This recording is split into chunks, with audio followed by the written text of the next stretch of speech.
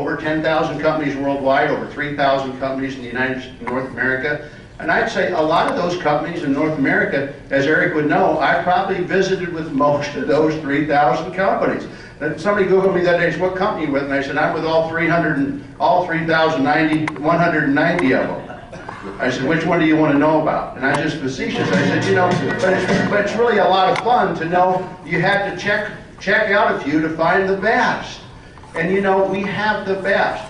Now, Tom Mower has had years and years of experience. He's built a billion-dollar model. He's built 10,000 millionaires. He lives on a house bigger than Bill Gates. He has a manufacturing facility up in Utah that's 10 acres. Can you imagine 10 acres, how many football fields?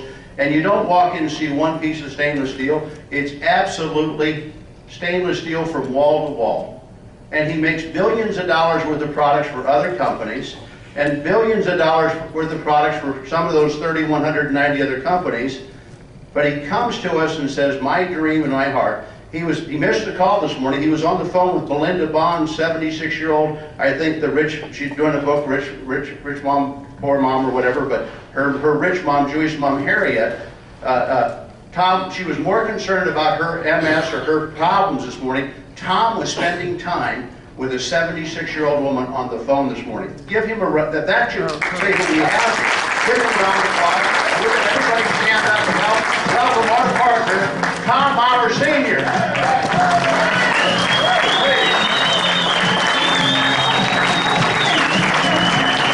I tell you what, take great notes. We'll never forget today.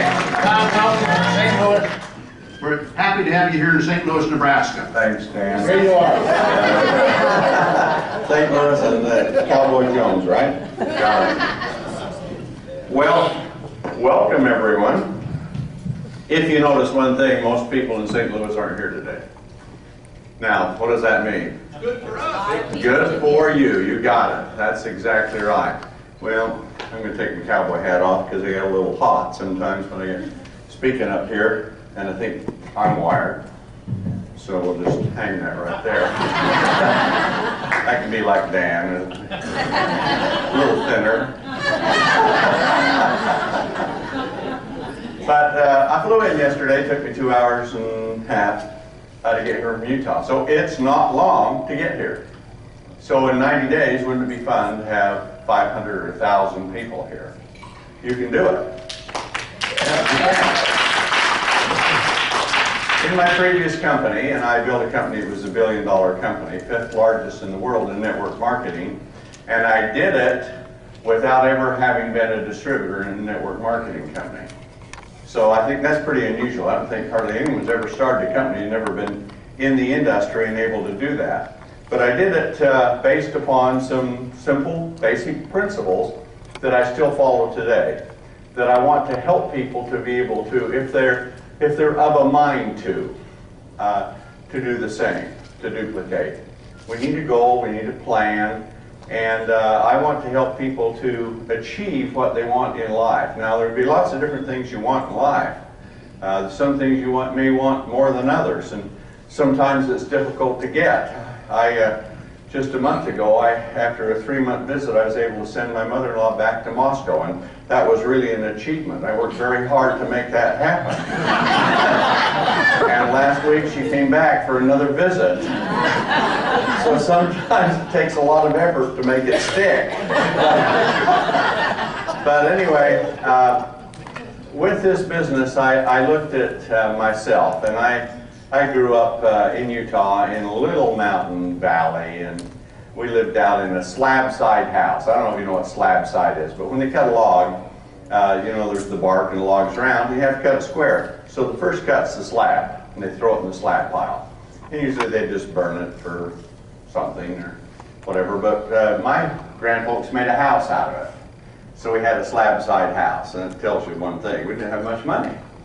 And we did have electricity. We had 2 bulbs in our house, but then kerosene lamps were upstairs. We had a coal stove, 2 in the house, you know, for heating, for cooking.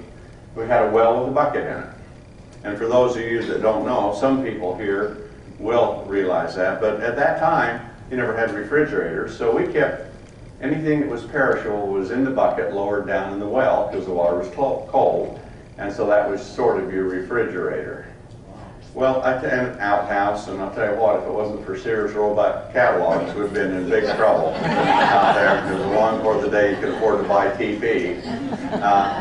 But I grew up in that environment, and we grew up farming, ranching with horses, and that was my life.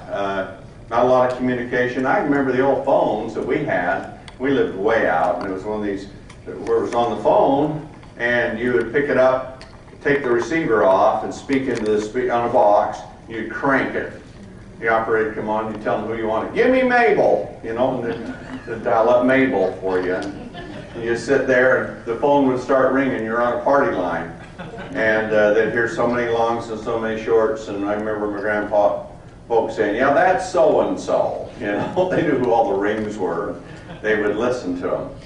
Well, quite a change from that time to now, isn't it? In less than a lifetime, the types of changes have come. We never would have thought about flying across the United States. I remember when Eisenhower made a long-distance call across America, and it was quite a revolutionary thing, calling, just picked up and dialed across America. Now look where we're at. You know, you've got smartphones that, I have a 5-year-old daughter that can operate a smartphone, and you cannot believe how smart she is operating that thing that my wife says, I can't even operate it the way she can. She goes through all of those types of things. We moved into an age of communication. You know, how many of you remember when the fax machine was such a revolution? Yeah. I was talking to Harriet today, and she said, here's my fax number. And I thought, I took it, but I don't have a fax. Because it's old communication, isn't it? I guess we fax a few things around, but it's hard. I remember when the fax came, and I could write out a message and run it through and then pick it up in Australia. Wow! What even in my own handwriting, that was something else. And so, you see, and then remember, I remember when we got voice messaging on the office phone, and you could leave a message or get one, and that was so extraordinary. And I remember I started calling up, some of you may know Beverly in her office, and I called her on voice message, Beverly, this is the devil calling. Scared the living crap out of her. She had never had a voice message before, and the first one she got was from the devil. But it was an evolutionary process. And then somebody came up with a three-way call, and holy cow, three-way calling. What could you do with that? A new world was born. And then people started buying lists and doing mass mail-outs and things like that. And then from out of nowhere comes the internet. We look at the internet. I remember when the internet came, I said, you know what? I'm not going to bother with that. I don't want to get involved in all that crap. So I said to my secretary, I said, you probably ought to go learn it. So I sent a couple of my secretaries to go learn about the internet so they could handle that thing. Well, we've seen what that's become, and who knows what's going to happen with the internet. We don't know. Maybe someday you'll feel a little jingle under your armpit and you'll pick up your hand and read what the message is. I don't know. Be talking into your finger, or the technology is changing so much that we know not what is coming.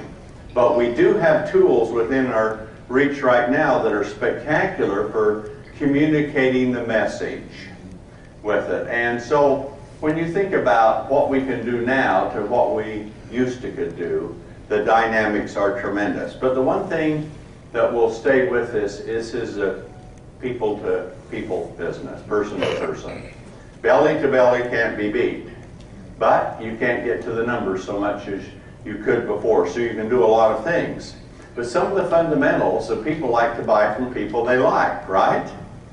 I mean, if you go to a store and you're treated badly, maybe the store's good, but you go back, you don't, or you go in with bad feelings, you know, those types of things with it. So this is a business of communication, and the better we can do it, the better we'll be. But unfortunately, with communication comes flim-flam scam, right?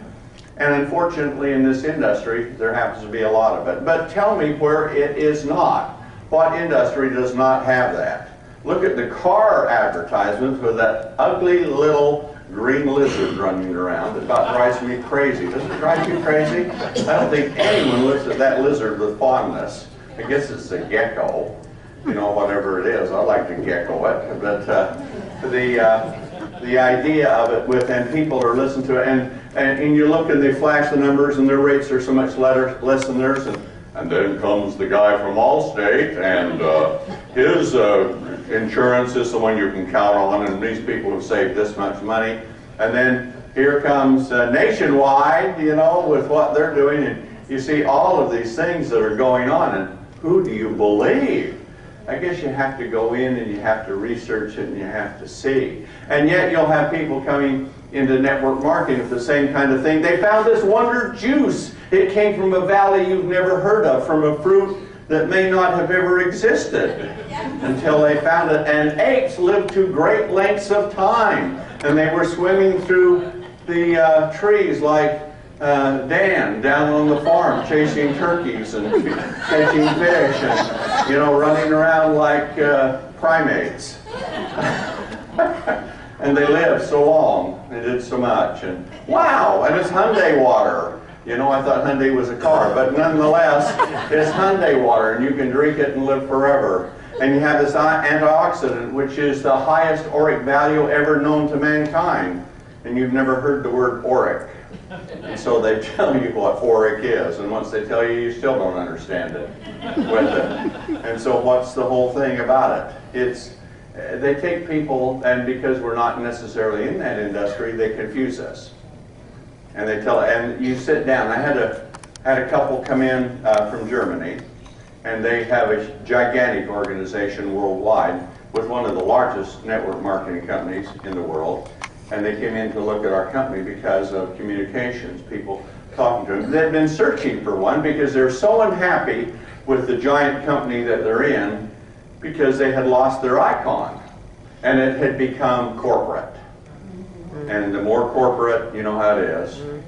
And in this industry, it's hard. You've got to have a belief factor.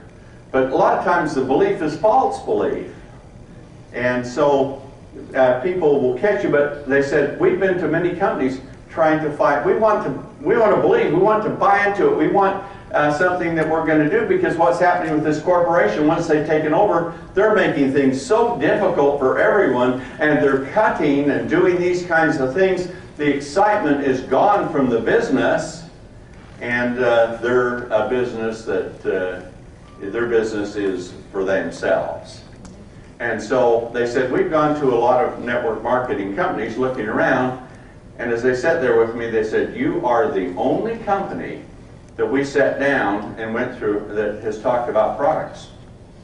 Others say, yeah, we have a great product, but here's how you make money. We've got a mechanism for you to make a lot of money. And the next one, we can show you how to make a lot of money with this kind of thing, and we have a product. I sit down with them and I say, we have products. They're just not products. They're spectacular alternatives to products that either don't work or they work so poorly.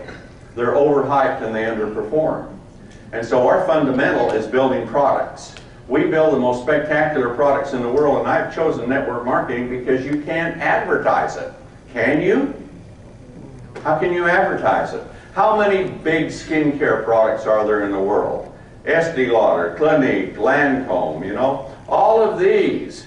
And if you look, and I like to tell the illustration, I was flying along in an airplane, and I looked at this young lady that was sitting there next to me, and she was reading Cosmopolitan magazine.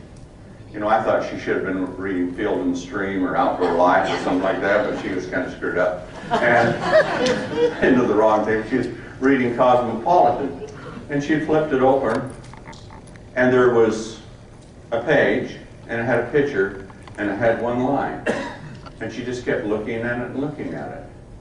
And I thought, she's either the world's slowest reader or she's from Idaho. One of the two, I didn't know which. So, and here it was. Here it was sort of a, kind of an offset for focus, kind of purplish and bluish. like this. And the scene, and on this ledge, over the sea, was this young woman standing. And she's standing there that wearing something no respectable woman would wear outdoors. But anyway, there she was, in, of course, women's magazine, wind blowing through it. Then I looked a little too, because it caught my attention. But that's beside the point.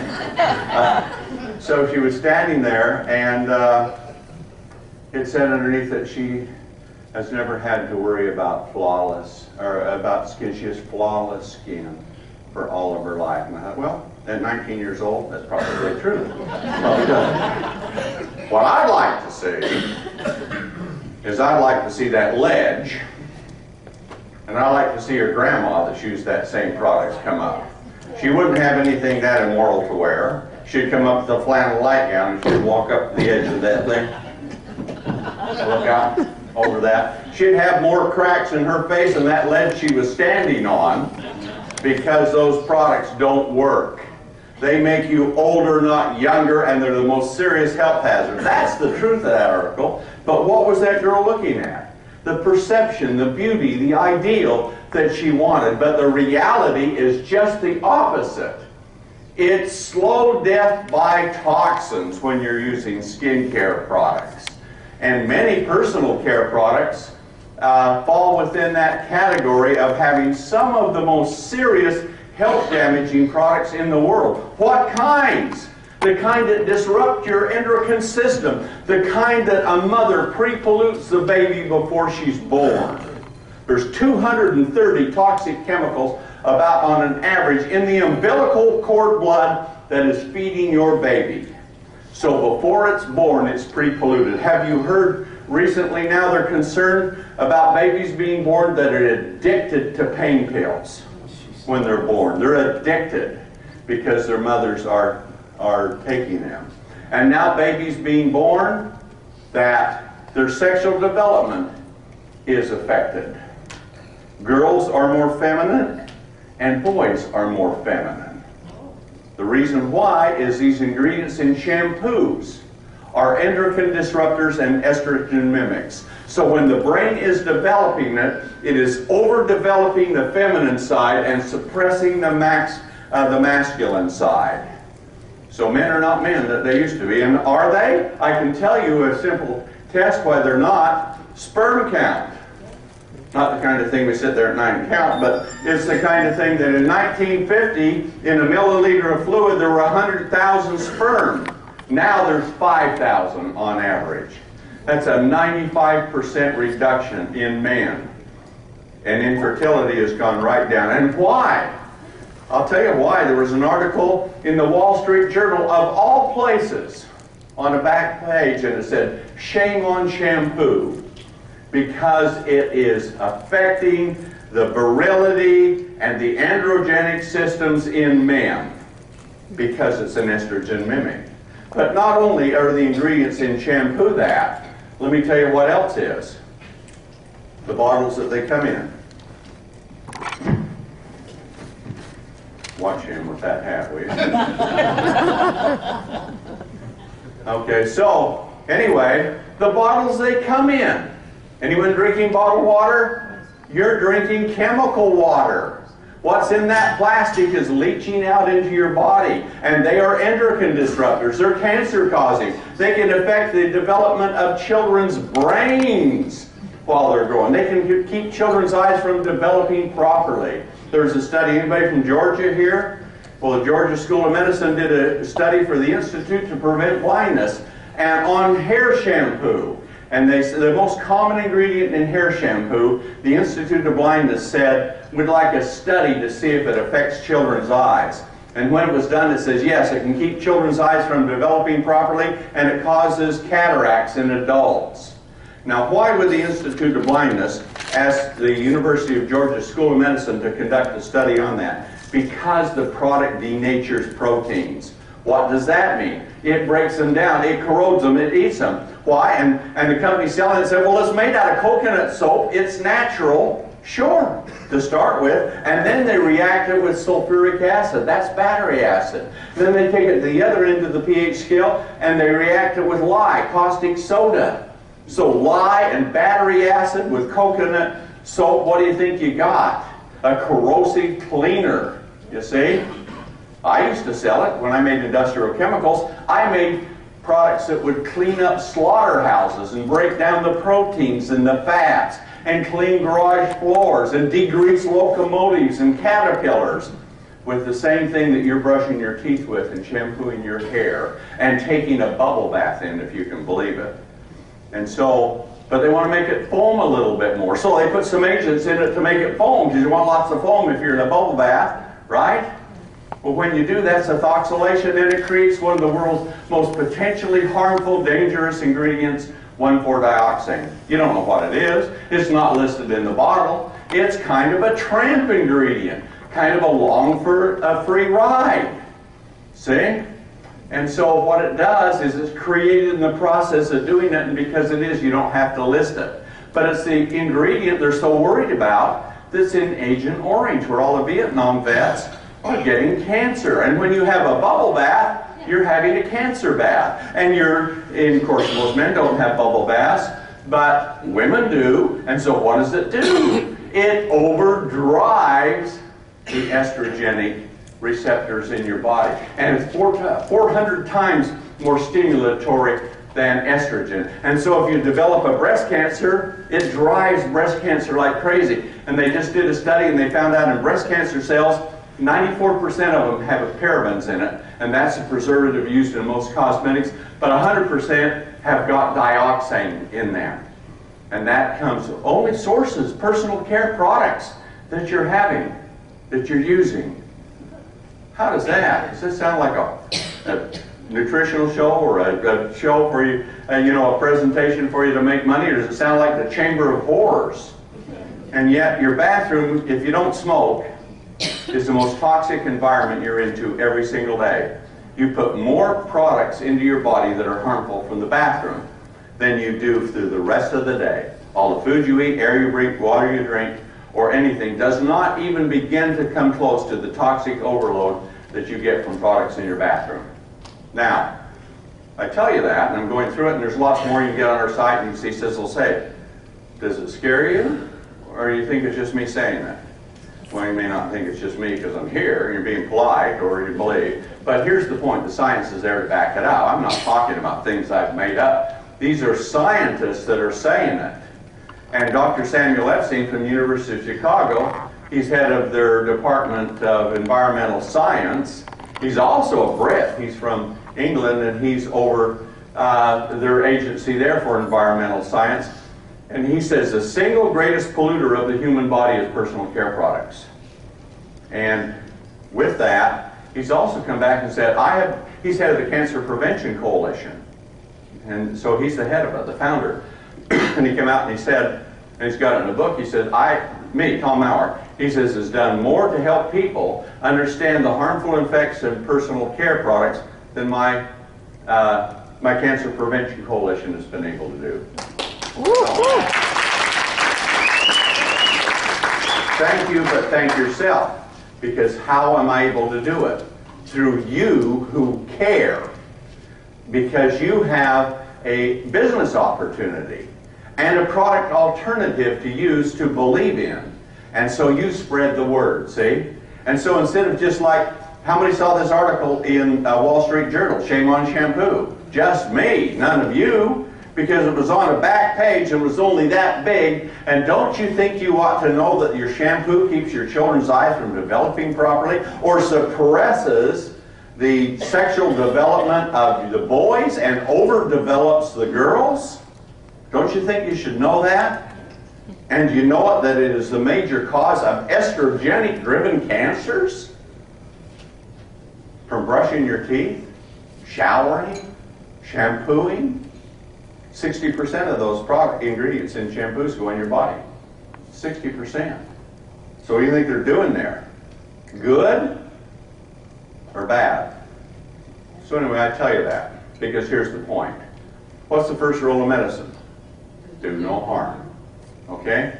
In selling, there's three things to know in selling. We're selling. Okay? First is find a need. Second is create doubt. Third is provide a solution. 1, 2, 3. If you follow those steps, okay?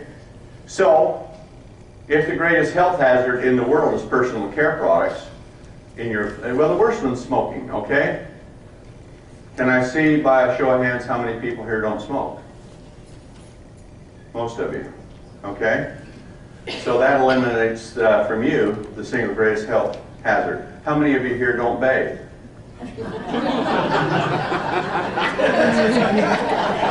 Don't shampoo.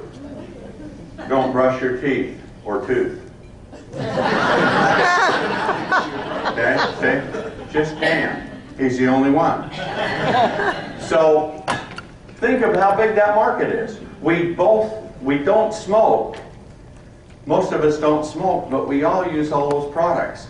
So you might be sitting here saying, why don't they do something about it? Because they were grandfathered in before they knew the science, and now they can't get rid of it. Why? Because the lobby is so massive from personal care products. If most of us don't smoke and they can't get rid of cigarettes, how in the world are they ever going to get rid of the toxic, harmful ingredients in products? And the problem, like where they've done some things, say like down in California, maybe you've heard of Proposition 65 that's there.